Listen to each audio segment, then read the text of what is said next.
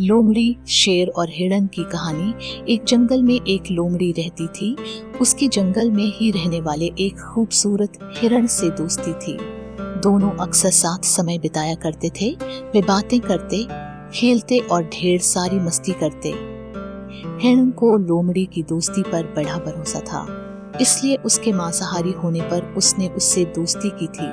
जंगल के अन्य जानवर उसे लोमड़ी से दूर रहने की सलाह देते, लेकिन उसे भरोसा था कि दोस्ती की खातिर लोमड़ी उसे कभी नुकसान नहीं पहुंचाएगी। एक दिन एक बूढ़ा शेर जंगल में आया। शिकार की तलाश करते हुए वह नदी किनारे पहुंचा। वहां नदी के दूसरे किनारे पर उसे हिरण नजर आया, जो लोमड़ी के साथ खेल रहा था। हिरण को देखकर शेर के मुंह में पानी आ गया और वह उसका मांस खाने की योजना बनाने लगा। लेकिन अब उसमें पहले जैसी फुर्ती नहीं रह गई थी कि हिरण को भाकर पकड़ ले। उसने बहुत सोच विचार किया और अंततः लोमड़ी को अपने साथ मिलाने का इरादा कर लिया। अगले दिन उसने लोमड़ी को अपने पास बुलाया और उससे कहा, लोमड़ी, क्या तुम मेरी सहायक बनोगी? तुम्हारा काम होगा जंगल के जानवरों को फुसलाकर मेरे पास लाना। पास आते ही मैं उनका शिकार कर लूंगा और हम दोनों आधा आधा मांस बांट लेंगे।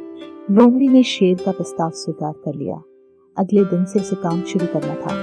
रात भर वह सोचती रही कि सबसे पहले किस जानवर को फुसला कर शेर के पास ले जाऊं। किसी भी जानवर को फुसलाना आसान नहीं था। वैसे भी जंगल के जानवर उसे धूर्त समझते थे। उसने सोचा, क्यों न हिरण से ही शुरुआत की जाए, उसे फुसलाना आसान है। अगले दिन वह हिरण के पास गई और उसे फुसलाकर शेर की गुफा में ले आई। शेर ने झपट्टा मारकर हिरण को दबोचा और उसे मारकर उसका पूरा मांस खा लिया। लोमड़ी खड़ी देखती रह गई। बाद में उसने शेर से शिकायत की, तुमने वादा किया था कि आधा मांस तुम मुझे दोगे, किंतु तुम पूरा मांस खा गए। तुमने मेरा भरोसा तोड़ा है। शेर उसे डरते हुए बोला, पहले अपने गिरेबान में झांक कर देख। क्या तूने अपने दोस्त का भरोसा नहीं तोड़ा और उसे मेरा शिकार बनाकर मेरे पास नहीं लाई? भरोसे की नसीहत तक लेना, जब तू खुद भरोसेमंद हो। अब चल भाग यहाँ से।